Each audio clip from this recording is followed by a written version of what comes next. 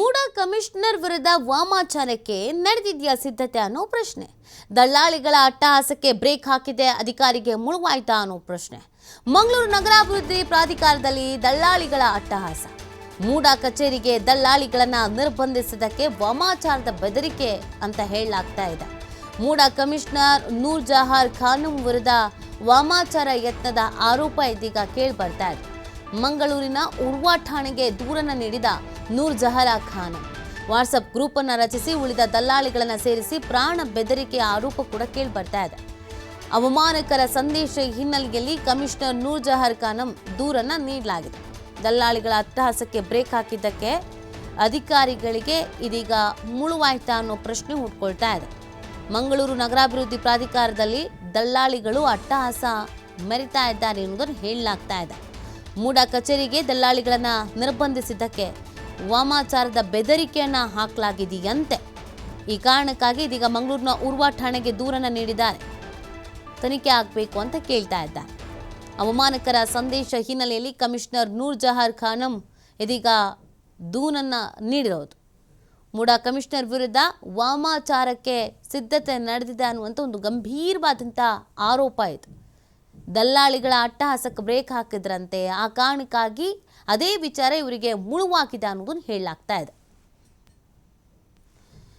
ಈ ಬಗ್ಗೆ ಮತ್ತಷ್ಟು ಮಾಹಿತಿಯನ್ನು ನೀಡ್ತಾರೆ ನಮ್ಮ ಪ್ರತಿನಿಧಿ ಆದಿತ್ಯ ಮಂಗಳೂರಿನಿಂದ ಲೈವ್ನಲ್ಲಿ ಜಾಯ್ನ್ ಆಗ್ತಾ ಇದ್ದಾರೆ. ಆದಿತ್ಯ, ನೂರ್ ಜಹಾರ್ ಖಾನಂ ನೀಡಿದಂಥ ದೂರಿನಲ್ಲಿ ಏನು ಉಲ್ಲೇಖ ಆಗಿದೆ, ಏನು ಆರೋಪ ಕೇಳಿ ಬರ್ತಾ ಇದೆ, ಯಾಕೆ ಇದೆಲ್ಲ ಮುನ್ನೆಲೆಗೆ ಬರ್ತಾ ಇದೆ, ಏನಾಯಿತು ಸಮಸ್ಯೆ?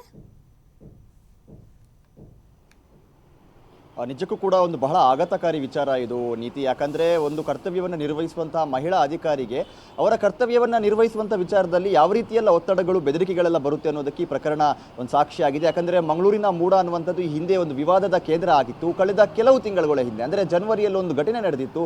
ಓರ್ವ ದಳ್ಳಾಳಿ ಮೂಲದ ಒಳಗಡೆ ಹೋಗಿ ಆ ಕಚೇರಿಯ ಒಳಗಡೆ ಹೋಗಿ ಕಡತಗಳನ್ನು ಪರಿಶೀಲನೆ ಮಾಡ್ತಾ ಇದ್ದ, ಅದನ್ನು ಬದಲಾಯಿಸ್ತಾ ಇದ್ದ ಅನ್ನುವಂಥ ಆರೋಪ. ಇದಕ್ಕೆ ಸಂಬಂಧಪಟ್ಟ ಹಾಗೆ ಒಂದು ವಿಡಿಯೋ ಕೂಡ ವೈರಲ್ ಆಗಿತ್ತು. ಈ ಬೆನ್ನಲ್ಲೇ ಮೂಡಾದ ಒಂದು ಕರ್ಮಕಾಂಡ ಏನಿದೆ ಇದು ಬಟಾಬಯಲಾಗಿತ್ತು. ಈ ಬೆನ್ನಲ್ಲಿ ಅಲ್ಲಿನ ಒಂದು ಮಧ್ಯವರ್ತಿಗಳು ಯಾರಿದ್ದಾರೆ, ದಳ್ಳಾಳಿಗಳು ಯಾರಿದ್ದಾರೆ, ಅವರ ಒಂದು ಅಟ್ಟಹಾಸಕ್ಕೆ ಬ್ರೇಕ್ ಹಾಕಲಾಗಿತ್ತು. ಮೂಡದ ಒಳಗಡೆ ಯಾವುದೇ ರೀತಿಯ ದಳ್ಳಾಳಿಗಳಿಗೂ ಕೂಡ ಎಂಟ್ರಿ ಇಲ್ಲ ಅನ್ನುವಂಥ ರೀತಿಯಲ್ಲಿ ಒಂದು ನಿಷೇಧಾಜ್ಞೆಯನ್ನು ಕೂಡ ಜಾರಿ ಮಾಡಲಾಗಿತ್ತು. ಇದಕ್ಕೆ ಸಂಬಂಧಪಟ್ಟ ಹಾಗೆ ಮೂಡದ ಎದುರು ಭಾಗದಲ್ಲೇ ಒಂದು ಬೋರ್ಡನ್ನು ಕೂಡ ಅಳವಡಿಸಿದ್ದಾರೆ, ಒಂದು ಬ್ಯಾನರ್ನ ಕೂಡ ಹಾಕಿದ್ದಾರೆ. ಕಡಾಖಂಡಿತವಾಗಿ ಇಲ್ಲಿ ದಳ್ಳಾಳಿಗಳಿಗೆ ಎಂಟ್ರಿ ಇಲ್ಲ, ಕಡ್ಡಾಯವಾಗಿ ಎಂಟ್ರಿಯನ್ನು ನಿಷೇಧಿಸಲಾಗಿದೆ ಅನ್ನುವಂಥ ವಿಚಾರ. ಇದಾದ ಬಳಿಕ ಈಗ ಏನು ಕಮಿಷನರ್ ನೂರ್ ಜಹಾರ ಖಾನಂ ಏನಿದ್ದಾರೆ ಇವರು ಅಧಿಕಾರವನ್ನು ವಹಿಸಿಕೊಂಡ ಬಳಿಕ ಇವರಿಗೀಗ ನಿರಂತರವಾಗಿ ಬೆದರಿಕೆಯ ಕರೆಗಳು ಬರ್ತಾ ಇರುವಂಥದ್ದು ಮತ್ತು ಇವರ ವಿರುದ್ಧ ಒಂದಿಷ್ಟು ದಳ್ಳಾಳಿಗಳು ಸೇರ್ಕೊಂಡು ಅಂದರೆ ಪ್ರಮುಖವಾಗಿ ಇಬ್ಬರು ಆರೋಪಿಗಳ ವಿರುದ್ಧ ಈಗ FIR ದಾಖಲಾಗಿದೆ. ಸಾಬಿತ್ ಮತ್ತು ವಹಾಬ್ ಎಂಬಾತ ಇವರು ಏಕನಿವೇಶನವನ್ನ ಏನು ತೆಗೆದುಕೊಂಡು ಬಂದು ಅಲ್ಲಿ ಕೆಲಸಗಳನ್ನು ಮಾಡೋಕೆ ಬಂದಿದ್ರು. ಈ ಸಂದರ್ಭ ಅವರಿಗೆ ಖಡಕ್ಕಾಗಿ ಎಚ್ಚರಿಕೆ ನೀಡಿ ವಾಪಸ್ ಕಳಿಸಲಾಗಿತ್ತು. ಆ ಸಾರ್ವಜನಿಕರೇ ಬರಲಿ, ನೀವು ಬರೋದು ಬೇಡ ಅನ್ನುವಂಥ ರೀತಿಯಲ್ಲಿ. ಇದರಿಂದ ಕೋಪಿತಗೊಂಡಂತಹ ಆರೋಪಿಗಳು ಏನಿದ್ದಾರೆ ಕಮಿಷನರ್ ವಿರುದ್ಧ ಒಂದು ವಾಟ್ಸಪ್ ಗ್ರೂಪ್ಗಳನ್ನು ಮಾಡ್ತಾರೆ, ಅದರಲ್ಲಿ ಅವಮಾನಕಾರಿಯಾಗಿರುವಂಥ ಸಂದೇಶಗಳನ್ನು ಹಾಕ್ತಾರೆ ಮತ್ತು ಯಾರೆಲ್ಲ ದಳ್ಳಾಳಿಗಳು ಇದ್ದಾರೋ ಅವರೆಲ್ಲರನ್ನೂ ಕೂಡ ಸೇರಿಸಿಕೊಂಡು ಈ ಗ್ರೂಪ್ನಲ್ಲಿ ನಿರಂತರವಾಗಿ ಒಂದು ರೀತಿ ನಿಂದನೆಗಳು ಮತ್ತು ಬೆದರಿಕೆಯನ್ನು ಹಾಕಲಾಗ್ತಾ ಇರುತ್ತೆ. ಇದು ಇನ್ನೊಂದು ಹಂತಕ್ಕೆ ಹೋಗಿ ವಾಮಾಚಾರದ ಬೆದರಿಕೆಯನ್ನು ಕೂಡ ನೂರ್ ಜಹಾನ್ ಖಾನಂ ಏನಿದ್ದಾರೆ ಇವರಿಗೆ ಹಾಕಿದ್ದಾರೆ ಅನ್ನುವಂಥ ರೀತಿಯ ಒಂದು ಆರೋಪ ಸದ್ಯ ಕೇಳಿ ಬರ್ತಾ ಇರುವಂಥದ್ದು. ಬಹಳ ಗಂಭೀರವಾಗಿರುವಂತಹ ಆರೋಪ.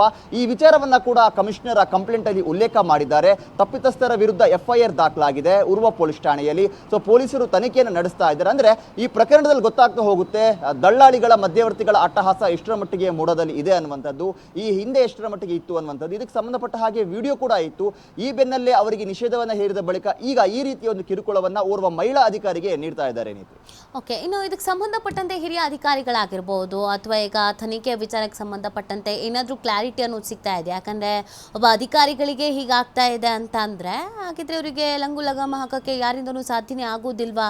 ಈ ಅಟ್ಟಹಾಸವನ್ನು ತಡ್ಕೊಂಡು ಇರಲೇಬೇಕಾ ಅನ್ನೋದೊಂದು ಪ್ರಶ್ನೆ ಹುಟ್ಕೊಳ್ಳುತ್ತೆ ಆದಿತ್ಯ. ನಿಜಕ್ಕೂ ನೀತಿ. ಯಾಕಂದರೆ ಆ ವಿಡಿಯೋದಲ್ಲೇ ಬಹಳ ಸ್ಪಷ್ಟವಾಗಿತ್ತು. ಅಂದರೆ ಮೂಡ ಕಚೇರಿಯಲ್ಲಿ ಈ ಮಧ್ಯವರ್ತಿಗಳ ಅಟ್ಟಹಾಸ ಎಷ್ಟರ ಮಟ್ಟಿಗೆ ಇದೆ ಅನ್ನೋದು. ಓರ್ವ ದಳ್ಳಾಳಿ ಏಕಾಏಕಿ ಒಂದು ಅಧಿಕಾರಿಯ ಕಚೇರಿಗೆ ನುಗ್ತಾನೆ, ಅಧಿಕಾರಿ ಊಟಕ್ಕೆ ಹೋಗಿರ್ತಾರೆ. ಆ ಸಂದರ್ಭ ಅಲ್ಲಿ ಬೇಕಾದ ರೀತಿಯಲ್ಲಿ ತನಗೆ ಬೇಕಾದಂಥ ಫೈಲ್ಗಳನ್ನು ಮೇಲ್ಗಡೆ ಇರ್ತಾನೆ, ಅದನ್ನು ಪರಿಶೀಲನೆ ಮಾಡ್ತಾನೆ, ಈ ರೀತಿಯೆಲ್ಲ ಕೆಲಸಗಳನ್ನು ಮಾಡ್ತಾ ಇದ್ದ. ಒಂದು ವಿಡಿಯೋದಿಂದ ಮಾತ್ರ ಇದು ಹೊರಗಡೆ ಬಂದಿತ್ತು ಒಂದು ವಿಚಾರ. ಹಾಗಾದರೆ ಉಳಿದವರ ಕಥೆ ಏನು ಅನ್ನುವಂಥದ್ದು, ಈ ರೀತಿಯ ಎಷ್ಟು ಘಟನೆಗಳು ಅಲ್ಲಿ ನಡೆದಿರಬಹುದು. ಅಂದರೆ ಅಧಿಕಾರಿಗಳು ಕೂಡ ಎಲ್ಲೋ ಒಂದು ಕಡೆ ಈ ಪೊಲಿಟಿಕಲ್ ಪ್ರೆಷರ್ ಅಡಿಯಲ್ಲಿ ಇದ್ದಾರೆ ಅನ್ನುವಂಥ ರೀತಿಯ ಫೀಲ್ ಬರುತ್ತೆ. ನೀತಿ. ಯಾಕಂದ್ರೆ ಈಗ ಅಲ್ಲೊಬ್ಬ ಸಿಬ್ಬಂದಿಯನ್ನ ಕೂಡ ನಿಯೋಜನೆ ಮಾಡಿದ್ದಾರೆ, ಸಾರ್ವಜನಿಕರಲ್ಲದೆ ಬೇರೆ ಯಾರು ಕೂಡ ಎಂಟ್ರಿ ಆಗಬಾರ್ದು, ಅವ್ರದ್ದು ಎಂಟ್ರಿ ಲಿಸ್ಟ್ ಎಲ್ಲ ಮಾಡಿ ಅವರನ್ನು ಒಳಗಡೆ ಬಿಡ್ತಾ ಇದ್ದಾರೆ.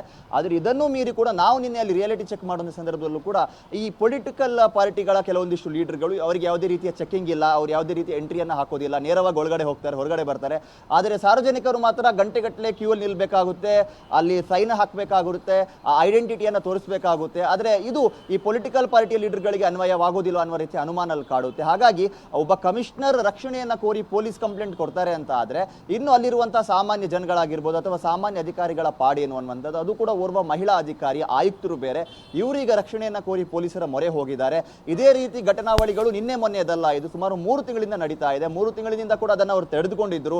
ಆದರೆ ಯಾವಾಗ ಈ ವಾಮಾಚಾರದ ಬೆದರಿಕೆಯನ್ನ ಹಾಕಿದ್ರು, ಈ ಬೆನ್ನಲ್ಲೇ ಅವರು ಪೊಲೀಸರ ಮೊರೆ ಹೋಗಿದ್ದಾರೆ. ಹಾಗಾಗಿ ಸಂಬಂಧಪಟ್ಟ ಹಾಗೆ ಸರ್ಕಾರ ಸೇರಿದಂತೆ ಹಿರಿಯ ಅಧಿಕಾರಿಗಳು ಈ ಒಂದು ಅಧಿಕಾರಿ ರಕ್ಷಣೆಗೆ ಬರಬೇಕು. ಯಾಕಂದ್ರೆ ಪ್ರಾಮಾಣಿಕವಾಗಿ ಕರ್ತವ್ಯವನ್ನು ನಿರ್ವಹಿಸುವಂತವರಿಗೆ ಬೆಂಬಲ ಇಲ್ಲದಂತ ಒಂದು ಸ್ಥಿತಿ ಅಥವಾ ಒಂದು ಸಂದೇಶ ರವಾನೆ ಆಗುತ್ತೆ. ಈ ಹಿಂದೆ ಕೂಡ ಇಲ್ಲಿನ ಕಮಿಷನರ್ ಭ್ರಷ್ಟಾಚಾರದ ಆರೋಪದಲ್ಲಿ ಅವರ ಮೇಲೆ ಆರೋಪ ಬಂದಿತ್ತು, ಹಾಗಾಗಿ ಅವರು ವರ್ಗಾವಣೆ ಆಗಿದ್ರು.